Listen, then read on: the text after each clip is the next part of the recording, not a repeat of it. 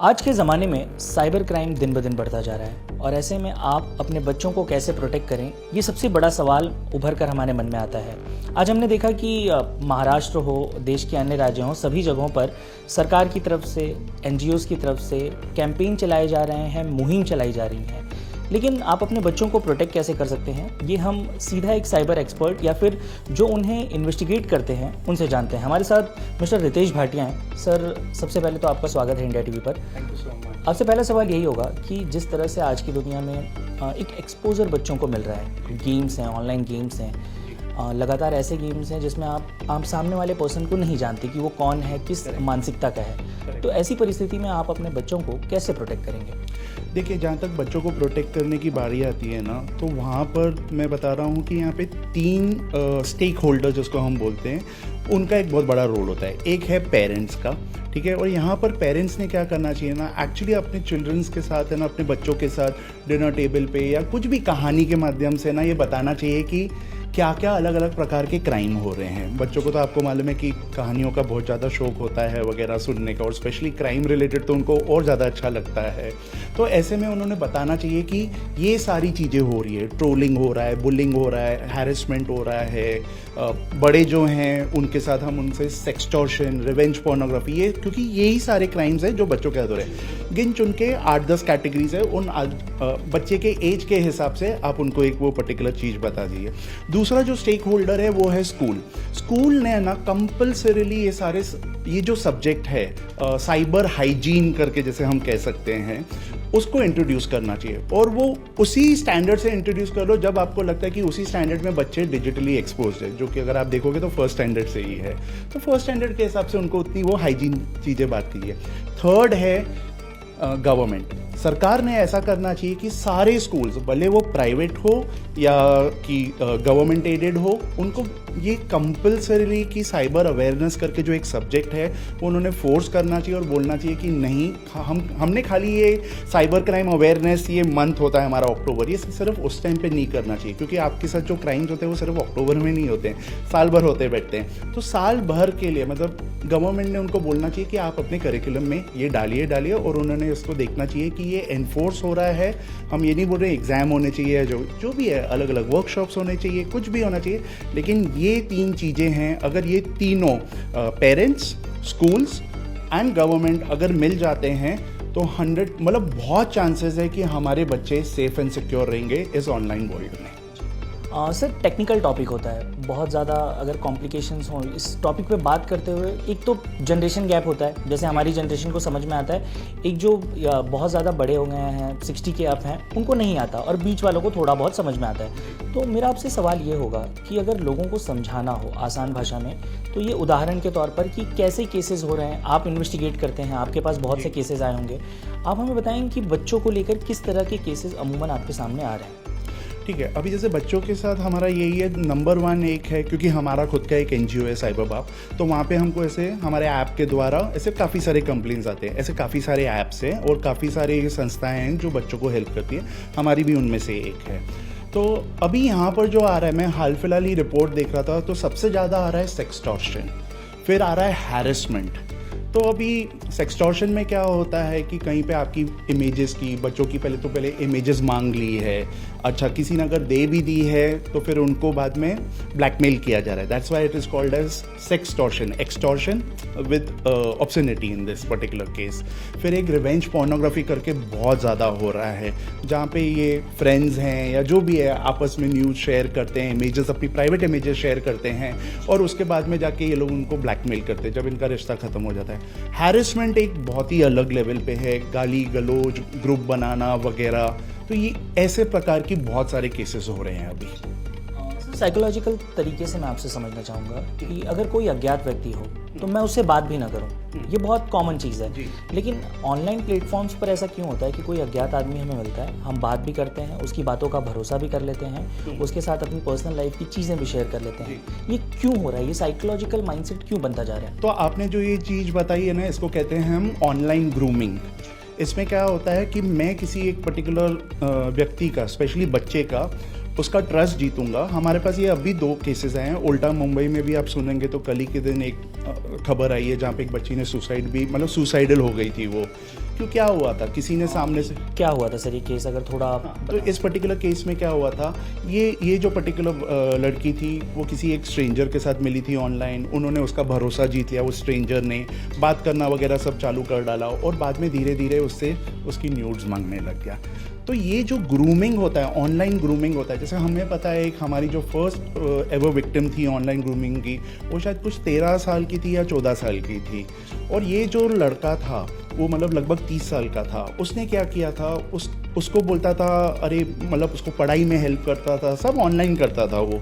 उसने कहीं पे तो उसको इंस्टाग्राम पे हेलो बोल डाला और उसके बाद से ये शुरुआत हो गई, उससे हेल्प करता था पढ़ाई में, इस चीज़ों में वगैरह, तो वो उसको ग्रूम कर रहा है अच्छी चीज़ के लिए।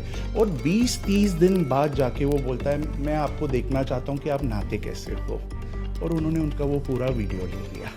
तो ये सारी चीज़ें, जो इसके लिए मैं बोलता हूँ, ये सारी चीज़ें हमको एक डिनर टेबल पे या पेरेंट्स ने, स्कूल ने बताना चाहिए, लोगों को बताना चाहिए कि ये सारी चीज़ें हो रही है। और अगर आपने वालों में एक शब्द यूज़ किया कि ये बहुत टेक्निकल है, मैं बोलता हूँ बिल्कुल भी साइबर क्राइम टेक्निकल नहीं है। Cyber crime is more emotional. आज डिजिटल अरेस्ट करके जो हो रहा है सीनियर सिटीजन का, बाकी सबके साथ भी, उन पर एक फियर डाला जा रहा है, डर का माहौल किया जा रहा है। टेक्निकली कोई आपको हैक नहीं किया है किसी ने, ठीक है, एक डर का माहौल है यहाँ पे। अगर आप ऑनलाइन ग्रूमिंग देखोगे तो एक ट्रस्ट का माहौल है।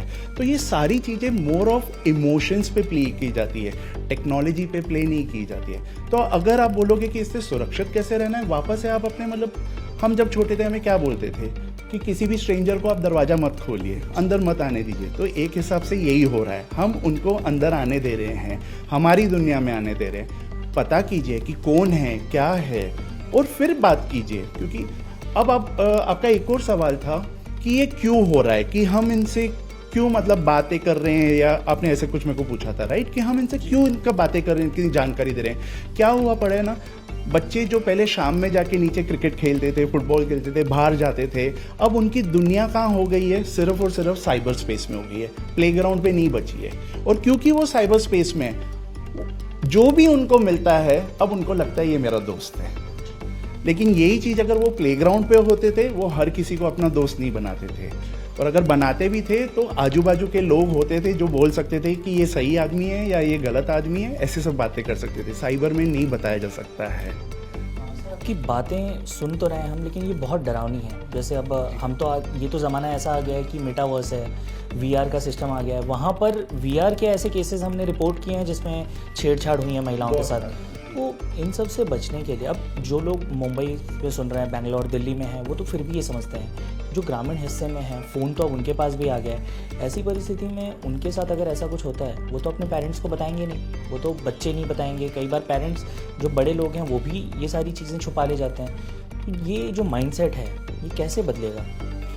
देखिए, आप जब बोल रहे हो कि ठीक है ये ग्रामीण जगहों पे ये बताएंगे नहीं और मुंबई जैसे बड़े शहरों में बता देते, बिल्कुल नहीं बताते हैं, यहाँ पे भी नहीं बताते। उल्टा हमने देखा है कि मेट्रो सिटी के लोग तो उल्टा चाहते हैं कि वो जब हमको फ़ोन करते हैं बोलते नहीं आप ही सॉल्व करो, किसी भी हालत में मेरी कोई फ्रेंड, मेरे पेरेंट्स को नहीं पता चलना चाहिए। अगर वो मेजर भी होते, 25 साल के भी होते हैं ना, फिर भी वो वैसी बातें करते हैं। मुझे उल्टा लगता है कि ग्रामीण के जो लोग होते हैं वो उल्टा और थोड़े बोल्ड होते हैं। अब यहाँ पर जब ये किसी से भी शेयर नहीं करना चाहते हैं, तो ये सब उनके साथ हादसा कहाँ हो रहा है, एक प्लेटफॉर्म पे हो रहा है ना। तो क्या एक प्लेटफॉर्म की जिम्मेवारी नहीं बनती है कि वो बताए कि मैं आपका दोस्त हूँ, आपको कुछ भी प्रॉब्लम होएगा तो मैं इधर हूँ। आज के दिन में आप कोई भी सोशल मीडिया प्लेटफॉर्म पे जाइए, हर 2 पोस्ट के बाद आपको एक ऐड दिखेगा। तो आप एक ये ऐड नहीं दिखा सकते हैं क्या? और आपको तो कोई खर्चा भी नहीं है वो ऐड बनाने का कि मैं आपका दोस्त हूँ इधर। ये अगर आपके साथ हुआ तो आप मेरे को बताइए। आप बोलोगे जाओ 3 डॉट पे क्लिक करो, रिपोर्ट करो, फिर लंबा सा फॉर्म भरो, ये क्या तरीका हुआ? अगर आपको बच्चों को प्रोटेक्ट करना है, बच्चों को क्या, किसी को भी साइबर स्पेस में प्रोटेक्ट करना है, प्लीज़ ऊपर आके बोलिए कि ये आप ये कर सकते हो, मुझसे बात कर सकते हो। आप जैसे अभी मुंबई पुणे एक्सप्रेस वे पे जा रहे हो, हर थोड़ी देर में उधर एक फ़ोन लगा पड़ा है कि इनकेस आपका मोबाइल नहीं चल रहा है या कुछ भी नहीं है, इट इज़ देयर। यहाँ पर हर थोड़ी पोस्ट में बताइए ना कि ये सारे क्राइम्स हो रहे हैं, और ये सारी चीज़ें आप खाली एक बच्चे रिलेटेड को क्यों बता रहे हो? आज आप हमें भी बताइए कि अगर आपके घर पे कोई बच्चा है तो उनके साथ ये क्राइम हो रहा है, आप भी सतर्क रहिए। आप पेरेंट्स को भी एजुकेट कर दीजिए। ये तो वो कर सकते हैं, लेकिन एक ही टूल की ज़रूरत है जिससे मुझे लगता है कि क्राइम अगेंस्ट चिल्ड्रन मतलब बहुत कम हो सकता है साइबर क्राइम्स अगेंस्ट। और वो टूल का नाम है इंटेंट। अगर आप में वो इंटेंट हो कि हाँ मुझे करना है, तो मेरे हिसाब से स्कूल बचा सकता है बच्चों को, टीचर्स बचा सकती है, पेरेंट्स बचा सकते हैं, गवर्नमेंट सरकार बचा सकती है और प्लेटफॉर्म्स बचा सकता है। तो आई थिंक एक ये इंटेंट आना बहुत ज़रूरी है। जैसे सर गवर्नमेंट्स होती हैं, चाहे वो केंद्र की हो या सेंट्रल की हो या फिर राज्य की हो, ये सारी अपने अपने काम अपने अपने स्तर पर काम कर रही हैं। जैसे आज हमने एक इवेंट देखा, अक्षय कुमार ने अपनी बात साझा की, अपने परिवार के बारे में बताया। इसी प्रकार से बहुत से बच्चे ऐसे हैं जो इस तरह की चीज़ें फेस कर रहे हैं। कुछ एप्लीकेशंस का नाम आप बता सकते हैं जो आपने नोटिस किया हो कि ये खतरनाक हो सकते हैं बच्चों के लिए, कुछ ऐसे कि या सारे के सारे लगभग वैसे ही हैं? मेरे हिसाब से सारे के सारे खतरनाक है, और या तो मैं बोल सकता हूँ सारे के सारे सेफ है। मतलब उसको आप किस हिसाब से आप यूज़ कर रहे हो वो उसके ऊपर है। मैं वापस से बोल रहा हूँ, जवाबदारी मैं ये नहीं बोलूँगा कि बच्चों की होनी चाहिए, मैं बोल रहा हूँ इन बच्चों के पास एक वो कॉन्फिडेंस होना चाहिए कि यहाँ पे मेरे साथ किसी ने कुछ भी किया तो मैं इस ऐप पे जाके जैसे उसी प्लेटफॉर्म वाले को बोलूँ, भाई ये हो रहा है मेरे साथ, आप ज़रा देखिए। आप सोचिए ना, एक बच्चा मॉल में जाता है, वो मॉल एक हिसाब से प्लेटफॉर्म हुआ। अगर वहाँ पे बच्चे को किसी ने छेड़छाड़ दिया तो वहाँ सिक्योरिटी गार्ड है, वो मैनेजर के पास जा सकता है, बहुत सारे लोगों के पास जा सकता है कि देखिए मेरे साथ ऐसा हो रहा है। वो लोग एक्शन लेंगे कि नहीं लेंगे? लेंगे।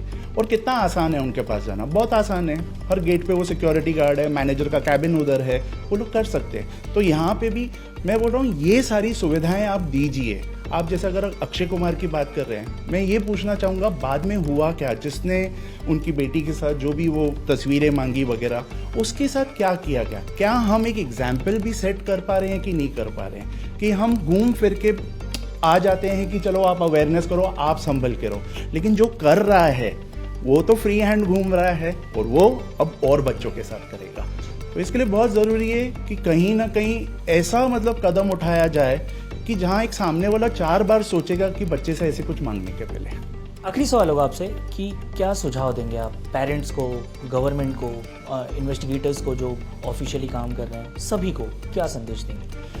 पहले ये जो पूरा टाइम अवेयरनेस का ढोल है ना, ये कम बजाइए आप रादर मतलब अकाउंटेबिलिटी का ढोल बजाइए। आप इन प्लेटफॉर्म्स को आप मतलब स्कूल्स हो गए, पेरेंट्स हो गए और ये पुलिस हो गई, इनको एक अकाउंटेबल बनाइए कि अगर इनके साथ कुछ हो रहा है तो आप इनको सपोर्ट कैसे कर रहे हो। और इनको मतलब इनको है ना बहुत ज़्यादा बच्चों को है ना एक इमोशनल सपोर्ट की ज़रूरत है कि हाँ, क्योंकि इनको यही बताया जाता है ना कभी भी कुछ भी हो तो पुलिस है आपके लिए।